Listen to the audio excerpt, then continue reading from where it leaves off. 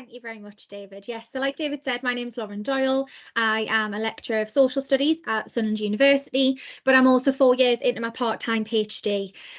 So I'm currently living and breathing everything to do with this project and hoping to write it up into some kind of findings over the next year or two. I keep getting asked when I'm going to be finished. I keep on saying how long is a piece of string because I have no idea how long this part is going to take. But I'm really excited to join you today to talk about actually where I am at and talk to you about an element of my PhD findings that I didn't actually anticipate coming across when I entered into this project, also not when I entered into data collection. So the normalisation of online hate is something that I'm hoping to take into postdoctoral research to explore in further depth through a variety of mediums, but I'm not entirely sure how that's going to look yet. So we'll see how the findings of the entire PhD project come out first. But ultimately, as David has mentioned, I thought it's fitting to start with my why and try and explain sort of why I am here, why I'm doing this PhD research, and explain those different angles that I am coming at this project from. So I moved my career in academia in late 2020 after starting my PhD in May 2019, realising that it's really not all that realistic to work in safeguarding and mental health practice full time and do a part-time PhD. I did originally try and sign up to do the PhD full-time alongside working part-time, working full-time, and I'm really glad my supervisor talked me out of it. But I am 4 years into this now. I've worked in an array of third sector, private and public organisations as a mental health advocate, as a wellbeing coach, and working in different capacities to support both young people and adults with their mental health, whether that be in quite pragmatic terms in the welfare state system, or whether it's looking at what support services and mechanisms are available for young people or adults in the community. And whether I was working in the community setting, the psychiatric hospital setting, or the prison environment, a common denominator that would come up was the way that the social space in terms of online and social media, the way that that would impact a person's mental health in terms of their self-esteem, in terms of being able to use social media to communicate in an effective way and access support services, or also trying to regulate your own relationship with social media so that it didn't get to a stage where you were going down a rabbit hole of looking through social media for so many hours a day, or you weren't consuming levels of content that would make you feel really quite terrible about yourself and impact your self-esteem directly in terms of your physical appearance, in terms of your lifestyle, and so on and so forth. So I come into this research, as I say, not just a practitioner, not just an academic, but as a 27-year-old woman who has had an experience of social media in my teenage years. So I, as a 27-year-old, sit in that awkward category of Gen Z to millennial, where social media and smartphones and the change of sitting in front of your desktop with dial-up internet, not fighting with my brother to be on the internet when my mum wasn't on the phone, moving to laptops, smartphones, and moving from the early stages of Galaxy Samsungs through to the advanced iPhones and whatever device you have now. So I sit in that sort of awkward category where I've experienced a bit of social media from both lenses. But regardless of that, whether it was through accessing social media on a desktop and receiving stick from my peers at school, so a bit of ag from my peers at school for longer periods of a day, I could still switch off that desktop. Even if it was at 8 or 9 o'clock at night and it wasn't at 3 o'clock when I left the school gates, it was slightly longer. Now we have these devices, or young people have these devices at the end of their arm for all hours of the day, and being able to switch off from either that communication with your peers and your acquaintances at school, or whether it be that the content that we consume in the online space can take place for all hours of the day due to the advancement of technology. And I've tried throughout this research, whether it be scoping the literature and seeing if there is literature and evidence that suggests that there's more support services across the UK than what I've seen across the northeast of England in practice, or whether that be entering data collection,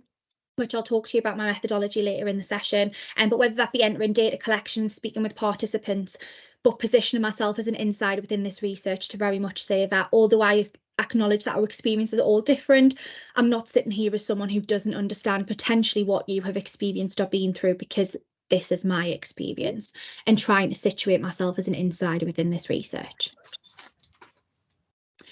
So what I wanted to start with is just a couple of different areas of literature that some of you will be aware of, some of you won't be as aware of. But something that I've had to go back to over the past year when moving through data collection is hate studies as a realm of the literature backdrop to my PhD study. I didn't anticipate trying to look at the concept of harm versus hate within this PhD. I came at this quite naive as a practitioner, saying, well, it's social media is bound to be harmful, but not really understanding how we construct harm outside of semiology and the social harm approach within criminology. And hate studies has become almost an area of interdisciplinary academic research and scholarship that's allowed me to focus on the causes, the effects, and the preventions of these different manifestations of hatred online. So this could be microaggressions, hate speech, hate crime, hate incidents, or further afield outside of my research, looking at genocide and terrorism. For those people on this session who aren't aware of the definition of a hate crime, it's defined as any criminal offence which is perceived by the victim or any other person to be motivated by hostility or prejudice based on a person's race or perceived race, religion or perceived religion, sexual orientation or perceived sexual orientation, disability or perceived disability, and any crime motivated by hostility or prejudice against a person who is transgender or perceived to be transgender. When conceptualising hate studies within my research, when looking at young people's experiences of the online space, whether that be as a consumer or a producer of content on social media, I'm also looking at hate incidents or hateful language and discourse used within the online space. So this is what we tend to more commonly hear about in the current climate when we're exploring the online space, but it's difficult to explore hate incidents versus hate crime within the online space due to the lack of criminalised behaviours online. But a hate incident is any incident with which the victim or anyone else thinks that this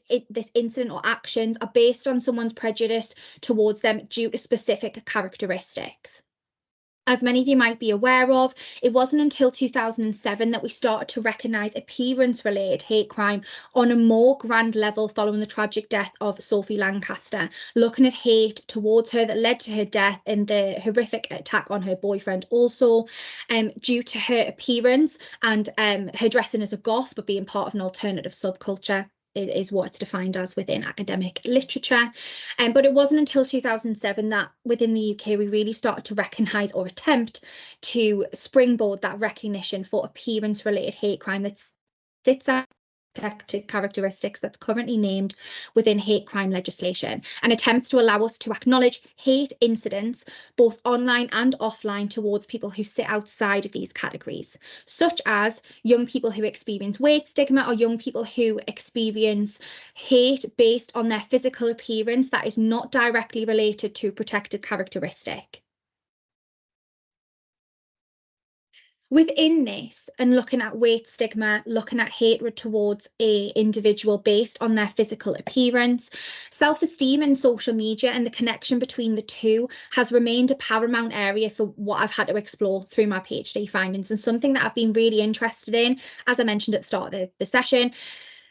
It's what I'm interested in exploring further as both a practitioner and an individual with lived experience. But the backdrop with the literature and this connection between a person's self-esteem and their relationship with social media, or the amount of content that they consume on social media, a lot of the literature backdrop situates itself within a psychology or a cyber psychology arena. So the literature needs to explore experiences of social media, the impact that engagement with social media may have on a person's self-worth, their self-esteem, and their mental health and well-being, to take a more holistic approach to understanding this connection between self-esteem and social media, as opposed to attempting to quantify this relationship. It's heavily conceptualized, like I say, within the discipline of psychology, which means that a lot of the findings that look at self-esteem scales, look at people's perceptions of their self in terms of their body image, in terms of their general aesthetic, in terms of their self-worth more holistically, are quantified, and they're placed on Likert scales as opposed to being conversational-based findings to look at their lived experience of the online space. And this was a common gap within the literature that I found from moving into this study in 2019 through to more recent scoping of the literature, with probably towards the back of 2022, where I started to find that more social studies based research employing a sociology of the body perspective has attempted to start to look at the relationship between, say, anxiety and depression in young people, or isolation of young people within their teenage years, young people and adolescents, usually between the age of 11 and 18, and their relationship with social media. What tends to be a changing condition within this exploration of self-esteem in social media, and actually what I would argue is a springboard as to why social scientists are starting to look at this from a more qualitative lived experience perspective, is the growing use of social media throughout the COVID-19 pandemic. So the isolation periods that we all faced, millions of us across the globe faced prolonged periods of lockdown and isolation, which meant that actually whether we were living with family, whether we were living alone, whether we were flat sharing, whether we were on furlough or we were out working, our ability to, or our scope, should I say, to communicate with different circles of people and maintain an element of a social life or an element of social skills was heavily impacted by the COVID-19 pandemic, and no matter what our work and our living scenario was. And this is a common finding that also I will speak about later in this session, that has been a talking point for participants within my study. And finally, something that needs to be positioned from the early stages of this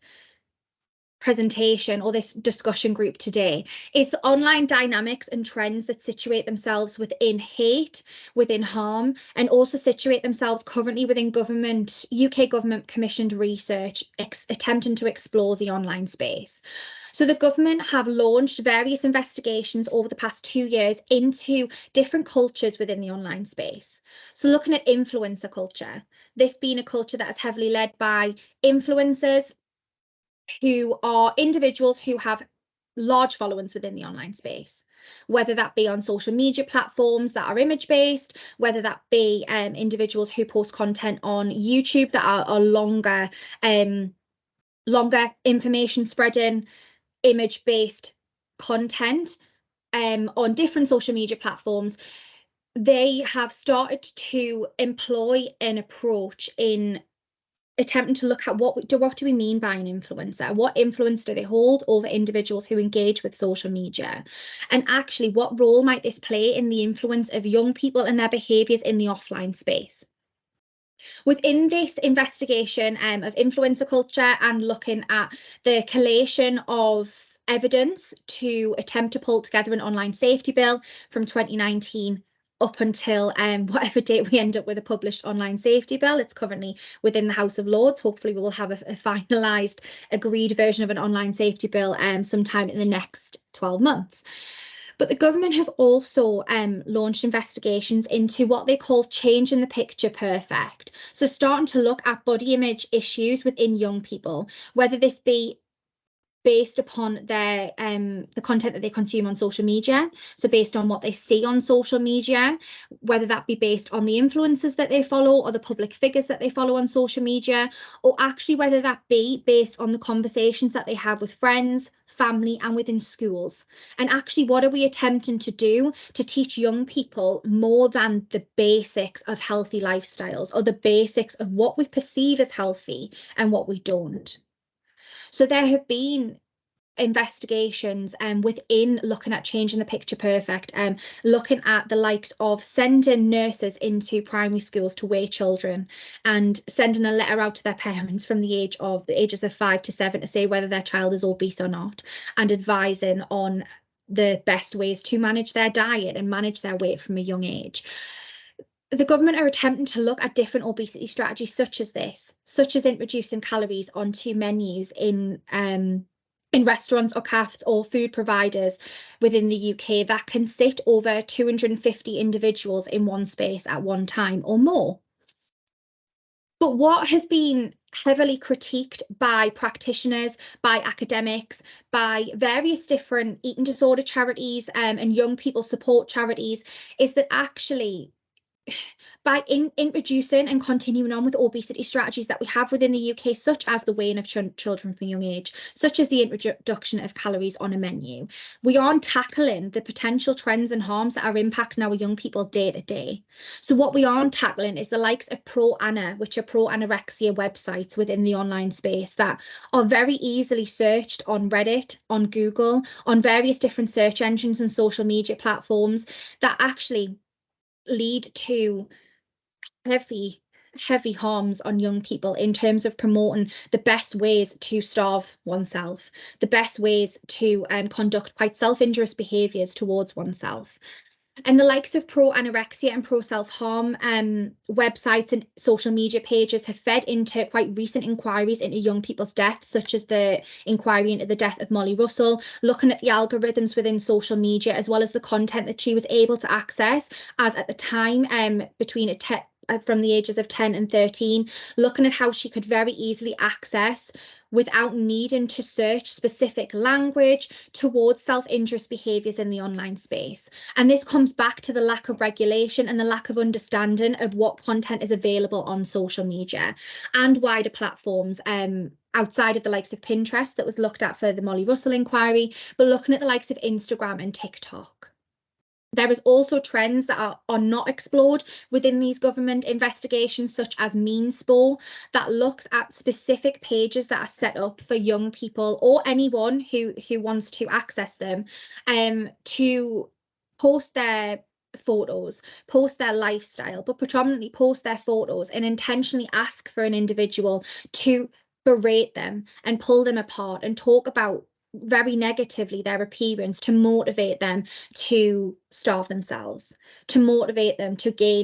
engage in binging and purging bulimic tendencies, or simply to inspire them to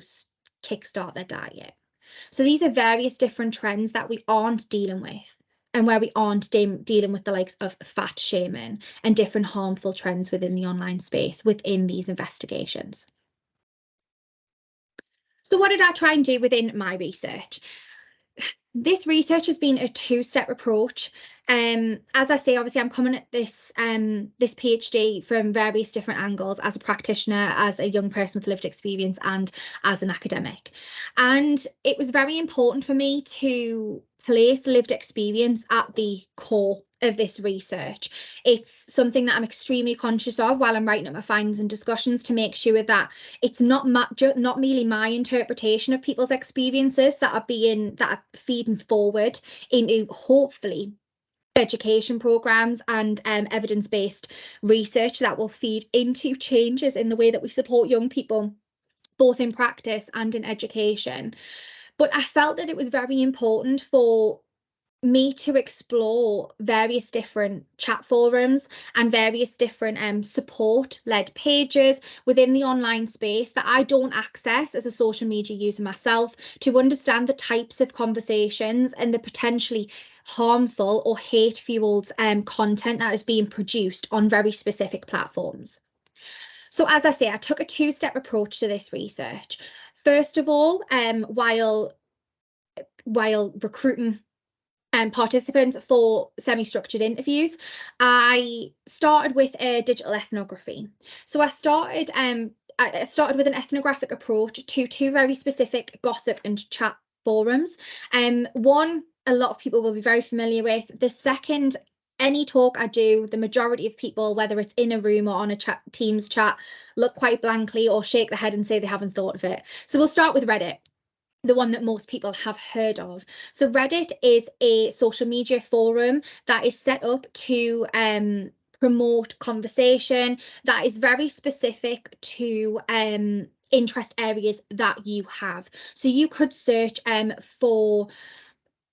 gaming related content, you could search for science related content, you can search for health and fitness content, you can search for gossip around celebrities content, you can search for advice, you can search for very specific, what Reddit coin as subreddits, so small communities within their online forum, where you can almost navigate and engage with conversation in very specific areas that you wish to. So specifically for this research, I engaged over a 6-month period with health and fitness related subreddits. What I did here, rather than picking specific subreddits to engage with, is I monitored for around, I think it was around 87% of the days over a 6-month period. So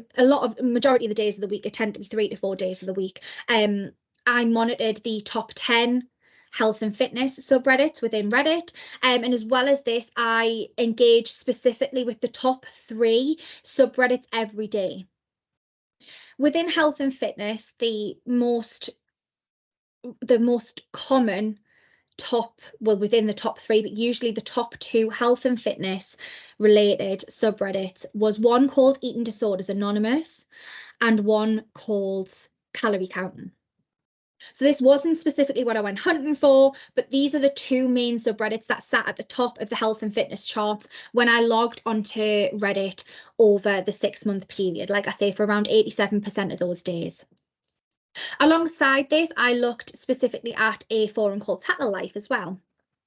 So Tattle Life, for anyone who is not familiar, is a gossip forum that is set up very specifically for navigating conversations and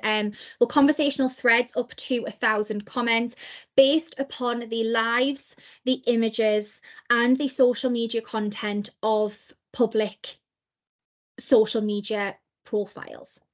So Tattle Life is set out in the categories of celebrities, bloggers, Instagrammers, and public figures. And within the terms and conditions that I'll show you in one second for Tattle Life are some, in my opinion, some quite concerning terms and conditions that you sign up to when you register for this forum. One of that being that you are welcome to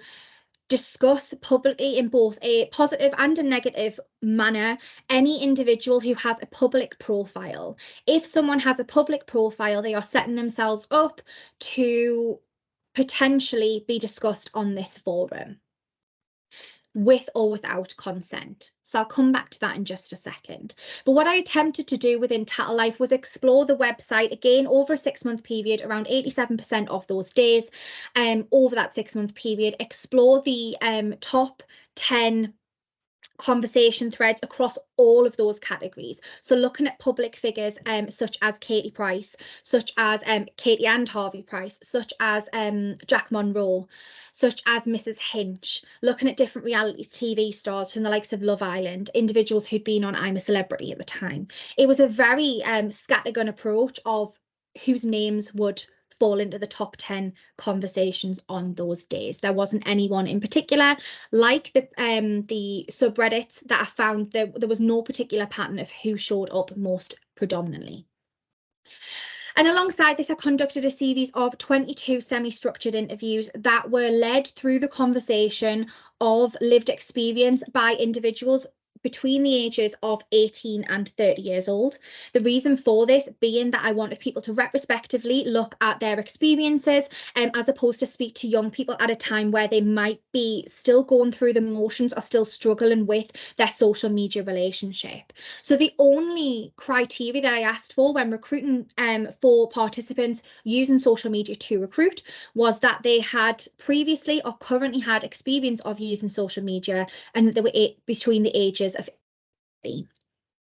Just to be completely transparent in terms of the sampling population that I ended up with, there was a split between 20 female participants and 2 male participants. 14 of those interviews took place via Microsoft Teams, one of them via Google Meet due to accessibility, and 7 took place in a face-to-face setting of that was negotiated between myself and the participant.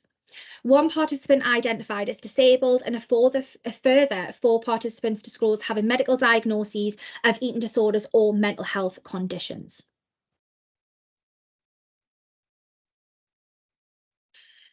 I have adopted and am attempting to navigate a theoretical underpinning to my research that is somewhat complex, but absolutely necessary when attempting to explore the lived experiences that I've found from the conversations that I've had with individuals within my study and also through the digital ethnographic process. So I've entered this research adopting a MAD studies framework in that I want to place the lived experience of my participants at the forefront of the findings and at the forefront of the recommendations for future research and future potential education programmes. What has been important in employing a MAD studies approach is that's allowed me to position myself as an insider within the research to explore with my participants my own lived experience as well as their own. What I found moving through this research was that trying to fit my theoretical analysis of the data into a MAD studies framework just wasn't quite cutting the mustard, and I just couldn't position the findings right. It didn't feel natural to where the study was going when I was starting to explore hate studies, when I was starting to explore the constructions of diet culture and filtered lifestyles. And this is where I came across the framework of critical realism, in that we are looking at knowledge that pushes past the observable, currently socially constructed and knowledge base that we have within mental health services, what we have within education services in supporting young people, and actually trying to not box these findings into current constructed categories of how we should be supporting people, and starting with the lived experience accounts and then attempting to explore how we can then look at the categories and the mechanisms of support that we need to provide people under different conditions. And finally, semiology that David alluded to earlier allows me to make sense of the legislation, make sense of the potential harms that people are facing, and actually how, when we look at the normalisation of online hate in terms of that element of my PhD findings, actually it supports me to inform the potential legislative changes that I will be recommending following the findings of this research. This is just a lovely little image that I'm going to skip past in just a second to show you how I've actually mapped across the basic structure and the basic findings of my PhD findings at the very early stages. It's far more complicated and mapped out than this by now, but this just allows you to see how I've actually adopted Sayers' 2000 model of critical realism to understand social media as a wider structure, online behaviours and online content consumptions as mechanisms within behaviours, how actually the growing daily use and accessibility of social media as well as smartphones, more recently within that, the impact of the COVID-19 pandemic have provided different conditions of which online behaviours and online content consumption have altered or do alter over time. And at the end, looking at the effect and the event of this, so the impact on young people and the potential harms that it poses. So one thing I just wanted to quickly show is, alongside conversations with individuals, like I say, I have looked at Reddit, I've looked at Tattle Life, I've spent numerous amounts of hours with copious amounts of data from these online forums. But what I found particularly interesting about the terms and conditions when signing up to Tattle Life myself was what I've got circled here on the screen, that some of you might be able to see, some might not, is that the rules of Tattle Life state that you cannot post abusive or hateful messages on the online forum, and you should not be posting private accounts or family or friends or family members' accounts that don't put themselves in the public eye. What happens from here is anyone that puts themselves in the public eye and has a public profile is open to being discussed on this platform. What I found within this is that although the rules of Tattle Life suggest that we don't post abusive or hateful messages in the online space of Tattle Life and of this gossip forum, is that this is not regulated at all, and there aren't moderators of these threads, although there are paused moderators of these threads. What I witnessed on this particular platform was young mothers who lived openly public lives online being berated for their parenting techniques. Young women, men, trans, non-binary public figures being berated for the way that they look, the weight that they carry, the weight that they don't carry, the type of lifestyle that they live, their images being used and pulled apart with very disgusting, derogatory, hateful language. These messages and these comment threads, the only way that they are regulated is by being capped at 1,000 comments, and then a new thread is started. So some individuals, such as Jack Monroe, for example, and for Katie Price, had over 500 threads made about them, meaning that has over 50,000 comments that are not regulated and that come from a very hateful and abusive angle.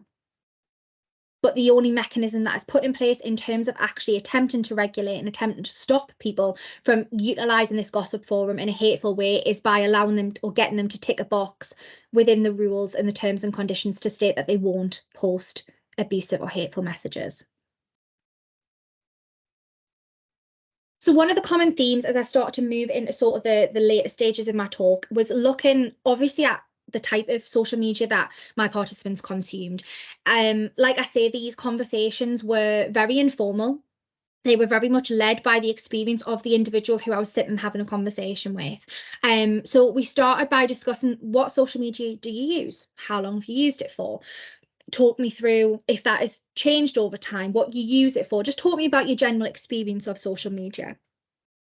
And what I found was that, as you can see from the statistics at the right-hand side of the screen, 100% of my participants used Facebook, and that moved down through Instagram, Twitter, TikTok, as we move further down to Twitch, which is a gaming forum, but perceived as a social media forum due to its communicative mechanism within it, allowing people to stream gaming, but also communicate with one another. Moved down to one, which was 4.55% of participants using this wide array of social media platforms. But predominantly, as I had anticipated in moving into the research, the likes of Facebook, Instagram, Twitter, and TikTok, which are our most commonly discussed social media platforms, were the most used by participants.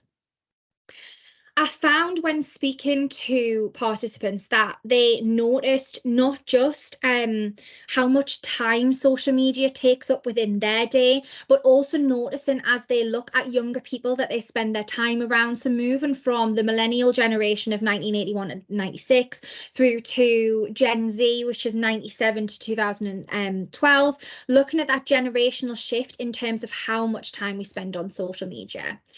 I should note at this stage, as we're moving into the findings, I didn't mention this before, all participants provided and chose their own alias name so that they are aware of what contribution they've made to the research when it comes to any presentations, any write-ups, but they chose their own alias as a way of actually then being able to recognise their own contribution rather than me just providing them with one. But yes, Anya discussed how she recognised that social media took up a lot of her day. She was a gym owner, she spread news of her business, different business adventures through social media, tried to navigate new audiences through her social media platform. But she said that she noticed that her partner's brother, who was in his mid-teen years, couldn't even brush his teeth without being on his phone. And she'd see him and his girlfriend sat on a night time, they would be sitting on the sofa watching stuff together. They'll both be sitting on their phones, and she's just thinking, what has happened this generation, thinking back to date nights with her partner when they were in their early teens, thinking that actually you would sit with your phone to one side, you would have a conversation, you wouldn't have various different devices playing at one time. But I wanted from the outset to look at the types of social media that we consume, as well as the level of social media that we consume. 10 more minutes,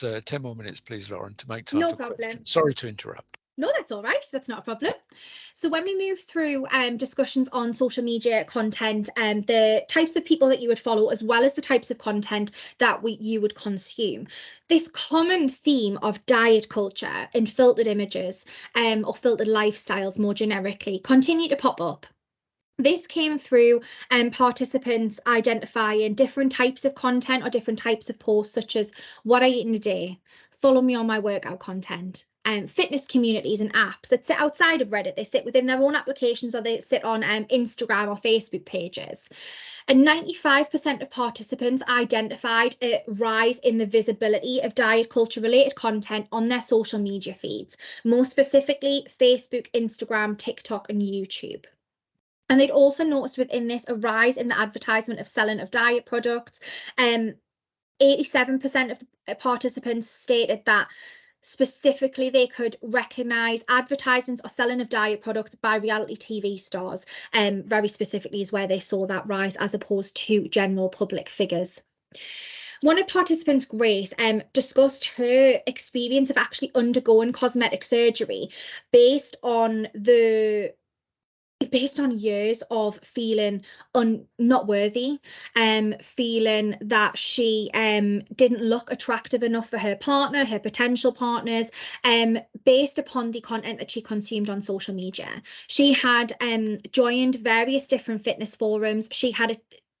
engaged with various different fad diets and dietary products, and she then went on to have an array of cosmetic procedures. She went privately for these, so she spent tens of thousands of pounds on private cosmetic procedures that actually landed her in hospital due to various infections, due to the surgeries not going the way that she had thought they were going to go, due to not potentially doing enough research before undergoing these cosmetic surgeries within the UK. And she likened this experience to terms such as harm and regret, and wishing that she had been more informed about the potential implications before undergoing such permanent changes to her body. She didn't discuss physically, personally experiencing online hate, but she said that she had witnessed various different hateful comments towards reality TV stars and towards online influencers that she did follow. And because she didn't feel like she was attractive enough based on these people that she followed not being attractive enough, not being worthy enough, that was an indirect that had indirect influence over her self-perception and her self-worth based on the trolling and the hateful language that she saw used to the people that she actually looked up to as inspiring, attractive young people, in her words.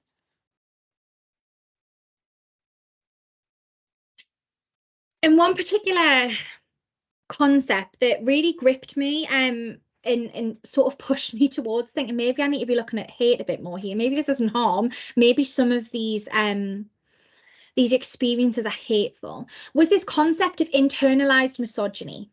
And where do we draw the barrier? This is very similar to the conversation we had before the start of this session, David, of where do we draw the line before we start trolling people and we start actually putting this hateful language within the online space? And it was Millie, one of my participants, who said that no matter how terrible she feels about herself, she wouldn't push past that boundary of starting to troll people online. But she could recognize that actually, if she's already having a day where she's feeling really negatively about herself and she wasn't feeling very good about herself, then she just feels like if she's starting to look at all these different hateful comments online, if she's starting to see reams and reams of what she would perceive as attractive, worthy women within her social media feeds, that she feels this internal misogynistic battle of feeling hatred towards these women, but also not wanting to narrate that hate because she can see actually the impact of hateful language online, and she recognizes that it's not the other women's fault and the content provider's fault that the content that she is consuming is making her feel negative about herself and impacting her self-esteem. And Kayla also said that you'd start to find yourself hating the people you follow, and they've done nothing wrong, but it turns misogynistic almost. It's scary. And Becky then went on also with a similar experience to say, I'd never do it, as in I'd never troll someone online, but I'd find myself feeling like I'd want to comment on their post and be like, just stop filtering your images. You make people feel like shit. But you see people comment that stuff. And Becky talked about how actually she could liken the feeling of low self-esteem, the feeling not worthy, to being able to recognize that images were filtered, images were unrealistic, and the goals that young people are setting themselves based on the content that they are consuming is unrealistic. And this led on with some participants, such as Lizzie, to talk about actually how the negativity on social media is just an accepted part of social media. So whether we have this internal battle with ourselves, or whether we are good enough or whether we are not, whether we should continue to follow that person or whether we should not, whether we then splurge hateful language online and hateful comments on someone's post and start to troll someone, the negative aspect of this and the hateful aspect of social media is just accepted because we just can't do anything about it. And this was supported by a finding from the Tattle Life ethnographic data set. So as I said, on registering with the terms and conditions, one rule of the forum is to not allow commentary about an individual who doesn't put themselves in the public eye. For me, when moving through this notion of online hate within my data set. It's that we are almost accepting that if someone lives publicly, it's all right to berate them. It's all right to troll them. As if we're dehumanizing the experience of celebrities, of online influencers, of anyone who experiences online hate just because they choose to live their life publicly. And I very much liken this to victim blaming like behaviours that we do see within hate incidents and hate speech and hate crime offline and online. Alice referred to this as a vicious cycle of how she wants to demonstrate the likes of her productivity, her healthy lifestyle, inspire other people, but actually the more content that she consumes and the less likes that she receives online make her feel worse and worse, and she doesn't know where to stop. And this links to almost an addictive cycle of social media. And if we are addicted to the content that we are consuming and producing, but within this we are normalizing the online hate, whether we are giving out the online hate or we are taking it, where do we start to regulate these online behaviours? Where do we start to regulate this online speech? Discussions with around about 81.82 to be specific, so 18 participants highlighted that Twitter was the most hateful platform that they had experienced, was the platform that they would decide to actively avoid if necessary, because of terms such as arguments online, hate online, politics. And as I say, it was viewed as the most harmful platform in relation to the hateful content that individuals consumed. Again, not regulated and very much normalised in the perception of my online participants. So just to bring this talk to a close, something I hadn't considered, like I mentioned at the start, was the conceptualisation of harms versus hate. I came into this looking for harmful experiences, the way that we deal with online harms, but I didn't anticipate looking with my participants at the normalization of online hate and actually how that can have a harmful impact on an individual. But looking at the online space, looking at filtered imagery, looking at the authenticity of information, as well as the spreading of online hate, is becoming more and more complex as technology starts to advance. We are talking more and more as academics, as researchers, as individuals who are interested in social media and the authenticity of information that we see online. We are talking more about ChatGPT as an artificial intelligence tool. Within filtered imagery, we are seeing more and more use of the likes of FaceApp or Facetune or Airbrush to feed into the unrealistic goals of the images that we are putting forward to young people, for the goals of saying what is beautiful and what is not, and feeding into the idealistic standards of how we should look and how we should not.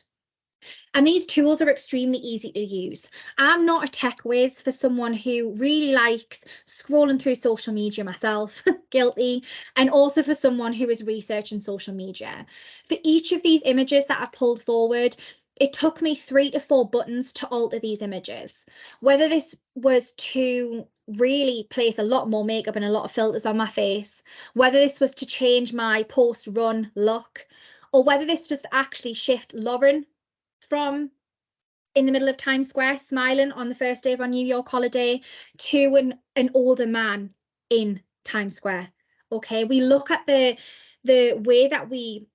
not just spread online hate, but actually if we're looking at harms within this, if we flip this and we looked at grooming and we looked at befriending within the online space, we used to far easier be able to find profiles that were potentially false or potentially fake, because the